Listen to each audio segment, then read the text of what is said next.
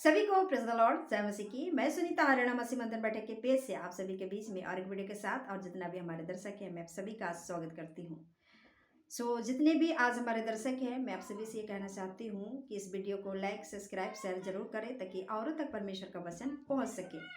मैं आप सभी से, जितने हमारे विश्वासी भाई बहन हैं, 5 साल, 10 साल, 15 साल, 20 साल, मैं आप सभी से आज मैं पवित्र आत्मा के ऊपर बात करना चाहती हूँ, क्योंकि मैं जिस दिन मैंने विश्वास किया उसी दिन मुझे पवित्र आत्मा मिल गया। लेकिन परमेश्वर के वचन के जानकारी ना होने के कारण मुझे मालूम नहीं था, और जो मेरे अगुवे थे उन्होंने हमें ये बातें नहीं बताया था कि जिस दिन तुम यीशु को मसीहा ग्रहण करते हो उसी दिन आपको पवित्र आत्मा मिल जाता है, क्योंकि उन पास्टरों को भी मालूम नहीं होता है।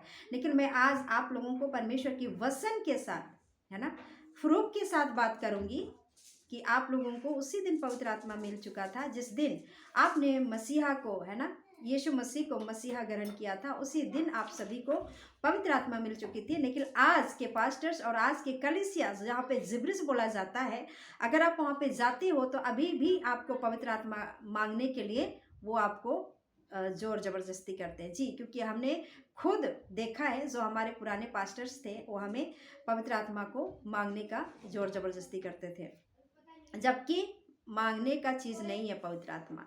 आइए हम परमेश्वर के वचन से देखते हैं, ठीक है। पहला कुरिन्थियों 12:3 देखेंगे। इसलिए मैं तुम्हें चेतावनी देता हूं कि जो कोई परमेश्वर की आत्मा की अगुवाई से बोलता है वह नहीं कहता कि यीशु श्रापित है, ठीक है। आगे की लाइन को पढ़ेंगे। और ना कोई पवित्र आत्मा के बिना कह सकता है कि यीशु प्रभु है। जी दोस्तों, मैं आप सभी को बताना चाहती हूँ इस वचन को लेकर कि आप बिना पवित्र आत्मा की सहायता से यीशु को मसीहा प्रभु नहीं कह सकते हैं।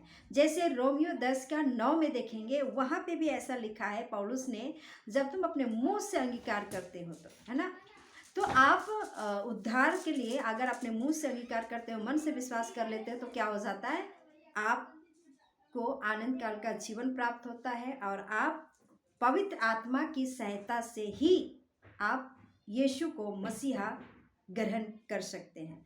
और वचन क्या कहता है, और भी वचन क्या कहता है, पवित्र आत्मा मांगने की चीज नहीं है। यीशु मसीह ने खुद वादा किया था कि जब मैं जाऊंगा तो पवित्र आत्मा को भेजूंगा। तो हम देखते हैं एफिसियों 1:13 में भी हम देखते हैं कि परमेश्वर का वचन क्या कहता है पवित्र आत्मा को लेकर।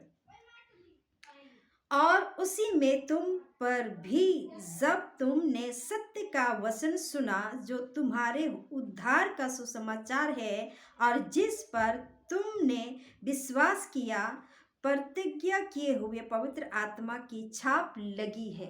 तो हम जिस दिन हमने विश्वास किया है ना, उसी दिन हमारे क्या हुआ, हमारे अंदर पवित्र आत्मा का छाप लग गया है।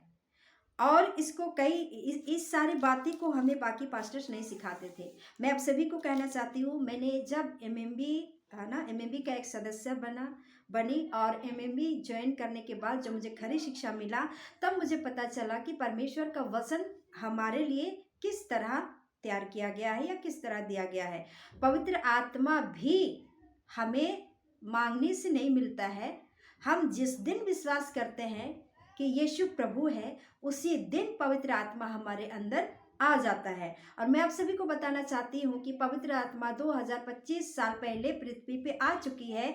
120 लोगों के द्वारा, हम सभी जानते हैं ना, यरूशलेम में 120 लोग थे और वहाँ पे पेंटुकस्ट के दिन में पवित्र आत्मा आ चुके हैं। मुझे नहीं पता और कलीसिया में लोग कैसे सिखाते हैं, अभी भी पवित्र आत्मा को ऊपर से मांगते हैं, जबकि वो 2025 साल पहले आ चुका है और सेवकाई उसी के द्वारा आज तक चल रही है ना। उसी के द्वारा आज कलीसिया बढ़ रही है, उसी के द्वारा आज प्रभु की महिमा हो रही है, उसी के द्वारा जितने भी पास्टर्स हैं जो सही हैं पवित्र आत्मा के द्वारा, वो आज तक पवित्र आत्मा की अगुवाई से सेवकाई कर रहे हैं। तो मैं आप सभी से पूछना चाहती हूँ, जो पास्टर्स हैं, लीडर्स हैं, जो दास हैं, मैं उनसे भी पूछना चाहती हूँ, और जितने हमारे विश्वासी मसीह भाई बहन हैं मैं उनसे भी पूछना चाहती हूँ, क्या आप बिना पवित्र आत्मा के सेवा कर सकते हैं?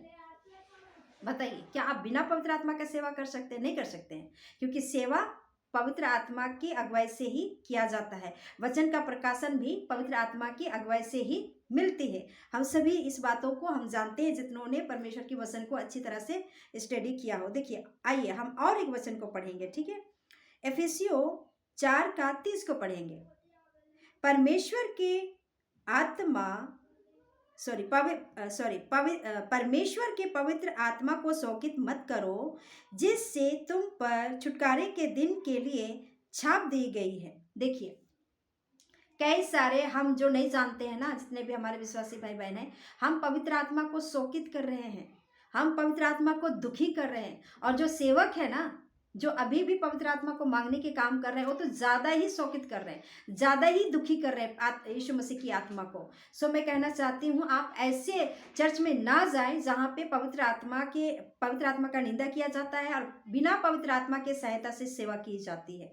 जी, मैं आप सभी से कहना चाहती हूँ, आप सभी को बताना चाहती हूँ, जब तक हमारे पास खरी शिक्षा नहीं था, ठीक है, हम अंधकार में थे, गलत सेवक के हाथों में थे और हम आगे नहीं बढ़ पा रहे थे। लेकिन आज परमेश्वर की कृपा है, परमेश्वर की दया है कि हमारे भारत देश में एक ऐसा गुरु, एक ऐसा पास्टर जो आपको ढूंढने से भी नहीं मिलेगा। जी, मैं दानियल पास्टर की बात कर रही हूँ। एक बहुत अच्छा वो मास्टर है। अगर अपने आप को आप बाइबल के ज्ञान में बढ़ाना चाहते हैं, है ना, बाइबल में अपने आप को बढ़ाना चाहते हैं, या तो आप लीडर्स या पास्टर्स बनना चाहते हैं, तो आपको मसीह मंथन आपको स्वागत करती है, दानियल पास्टर आपको स्वागत करते हैं। और हम सभी जानते हैं कि कॉलेज भी चल रहा है।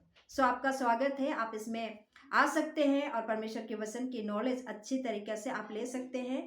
सो मैं आप सभी को स्वागत करती हूँ और आप सभी को प्रसन्न भी करती हूँ कि आप ज़रूर परमेश्वर के विश्वासी हैं, है ना, परमेश्वर से प्रेम करते हैं। तो आप यहाँ पे मैं बताना चाहूँगी कि बहुत अच्छा शिक्षा मिलती है, आप बहुत अच्छा अपने आप को तैयार कर सकते हैं और परमेश्वर के राज्य के लिए अपने जीवन काल में आप तैयार कर सकते हैं। सो सभी को प्रेज़ द लॉर्ड, मिलते हैं अगले वीडियो में। सभी को जय मसीह की।